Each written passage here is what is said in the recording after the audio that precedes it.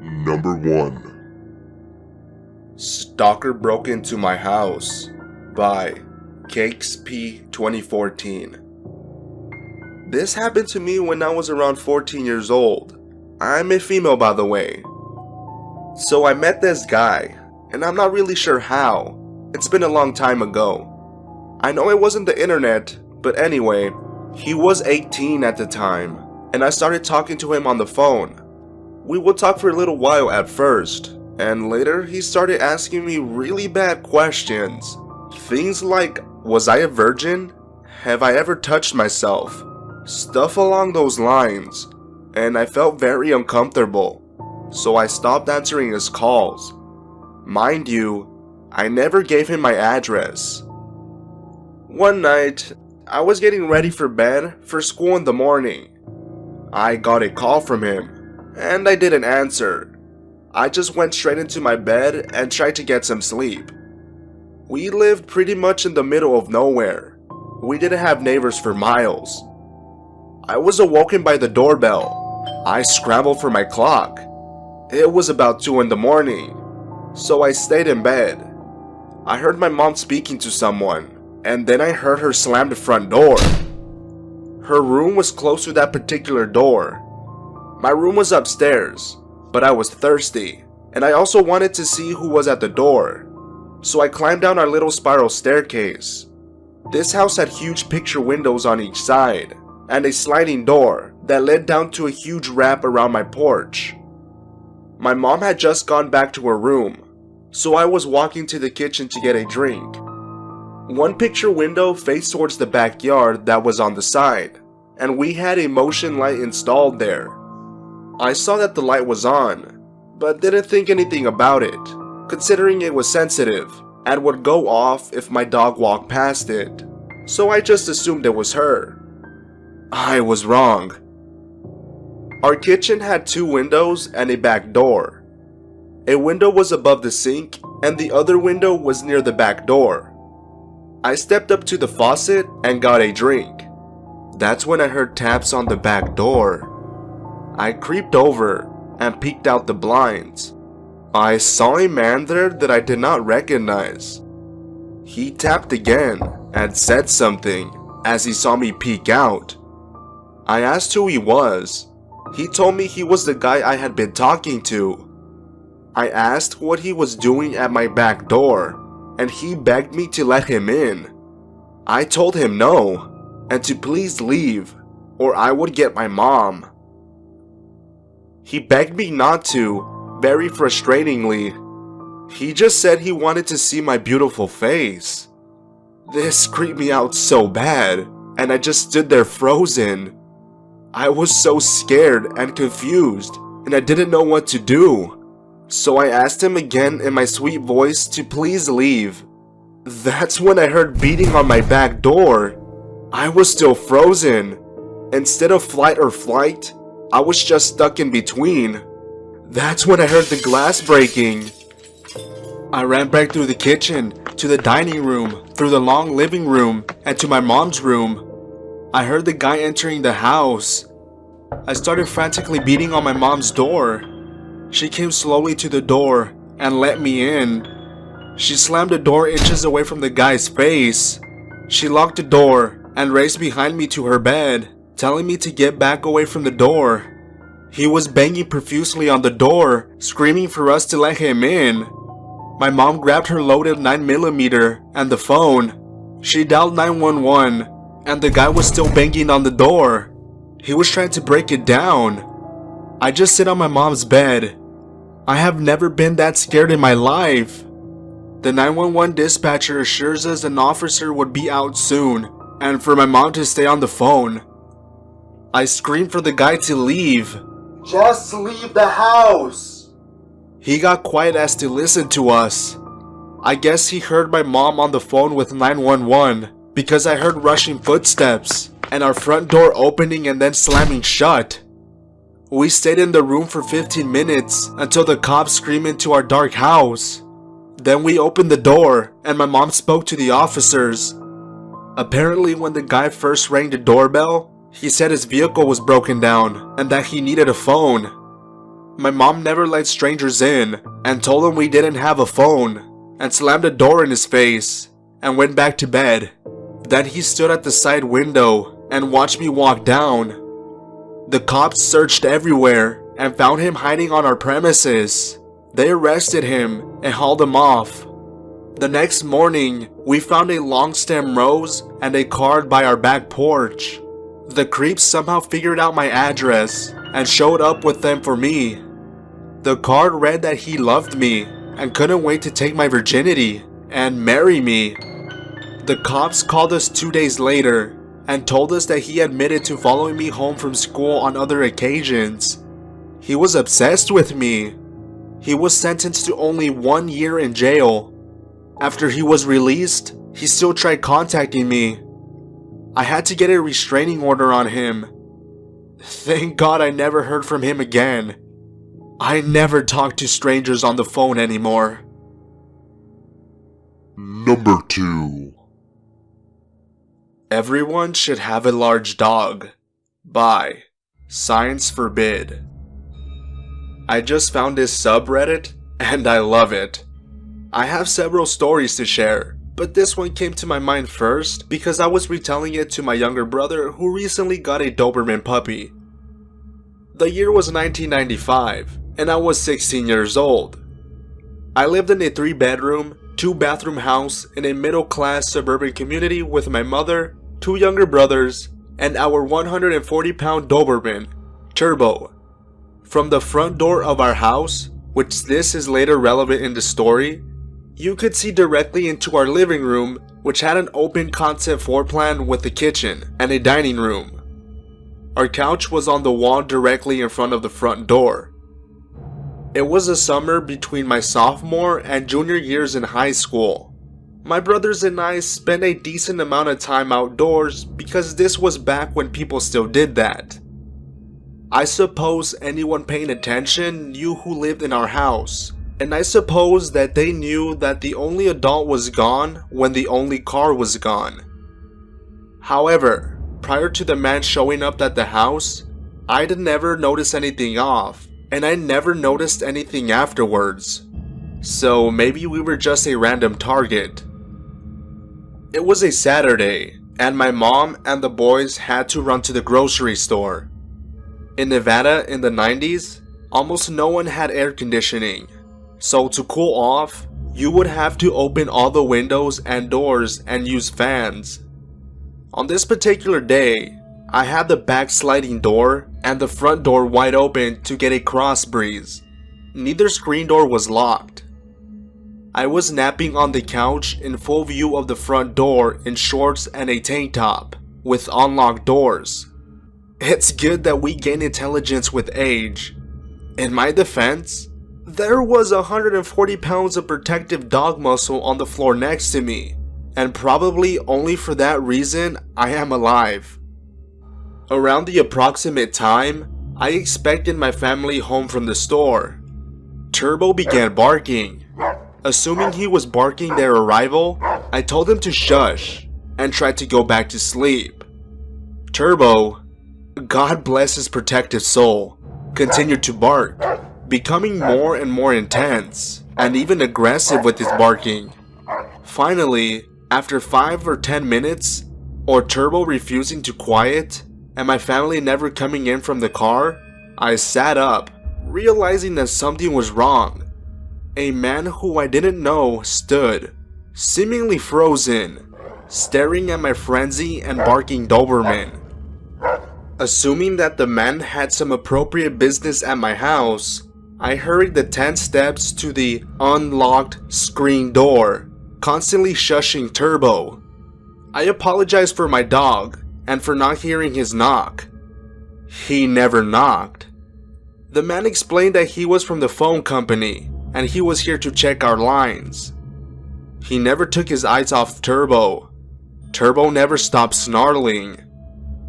I leaned forward far enough to the street. Only unmarked, privately owned cars lined the streets. I looked at the man, who was dressed in tennis shoes, jeans, and a t-shirt. I was 16 and dumb enough to nap in front of an unlocked door, but I was no fool. Phone company personnel: A. Always wear uniforms. B. Always drive company vehicles. C. Don't come without being called. And D. Don't come on the weekends. I looked at the man, who had yet to look up from the 140-pound dog that was now foaming at the mouth. I grasped the screen door handle and held it. This got his attention. He met my eyes as I said, "You have 30 seconds to show me identification or I open this door." I don't even think he made an incoherent excuse as he ran away. I fell to my knees and hugged Turbo. I then gave him all the meat in the fridge. I believe with absolute certainty that I would have been attacked if we hadn't had him.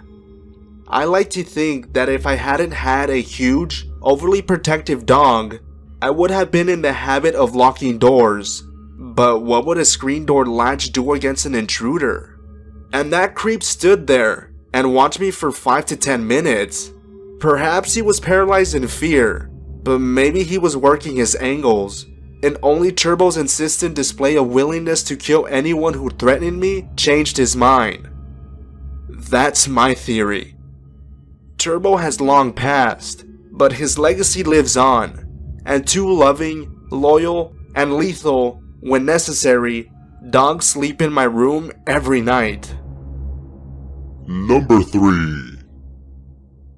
Weird Woman Barging Into My House by Cakes P 2014. Hi all, I just now joined this site and started reading everyone's stories. Please be kind to me, as this is my first time posting anything, so excuse any mistakes I make. This story happened when I was about 7 years old. I am now 28. I am a female. So this happened 20 some years ago. A little information that's crucial to the story. I lived alone with my mother. We lived in a very woodsy mobile home that was far away from the main road or any neighbors. To get to our house at the time, you would have to turn off the main road, go across a set of train tracks, go half a mile up a dirt road, and then up a hill/driveway to get to my house. My mom was somewhere.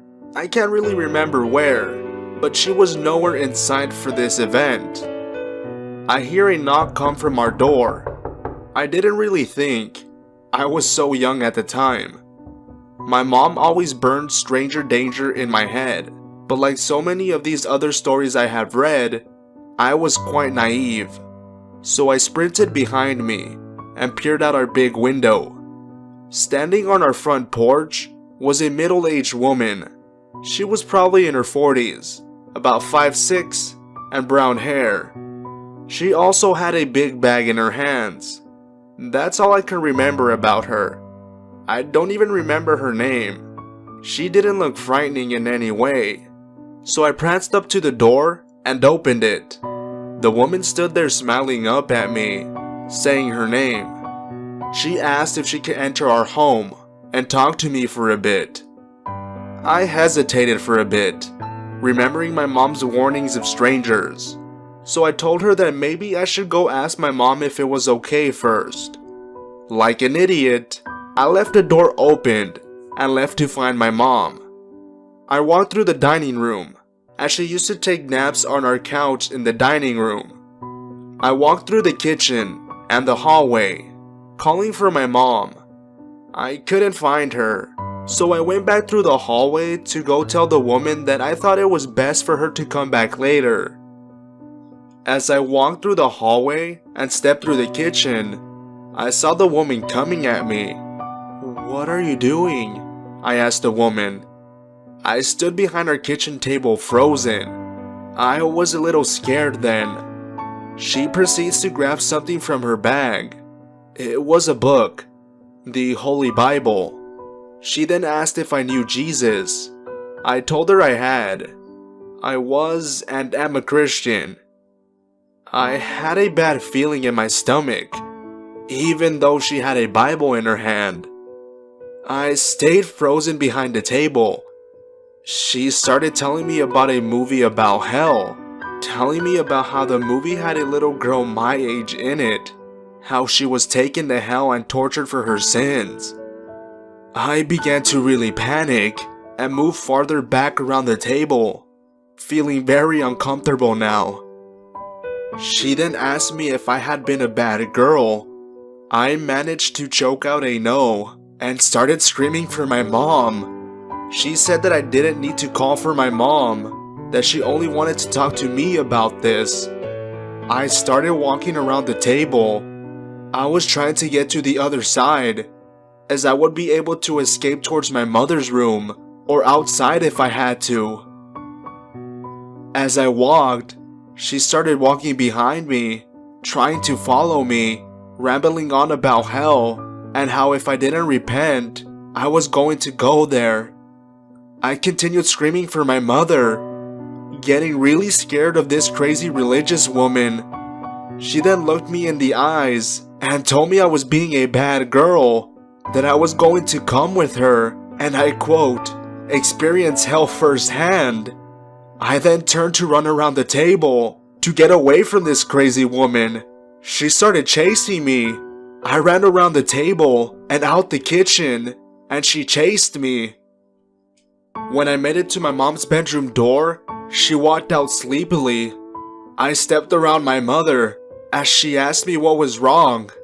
I pointed to the woman standing in our living room. My mom walked out and asked her what she was doing in our house. She then proceeded to ask my mom the same question about the movie and stuff. My mom told her we weren't interested and to leave our house now. She still tried to pressure on, but my mom firmly said, "Leave now." She walked to the door and proceeded to go back out. I know for a lot of you, this doesn't seem scary, but for 7-year-old me, I was terrified of that woman. When she left, I told my mom what happened and how I never invited the woman in. She comforted me, told me not to worry about it. I'll never forget this. I will always remember. From that point on, I never opened the door for anyone I don't know.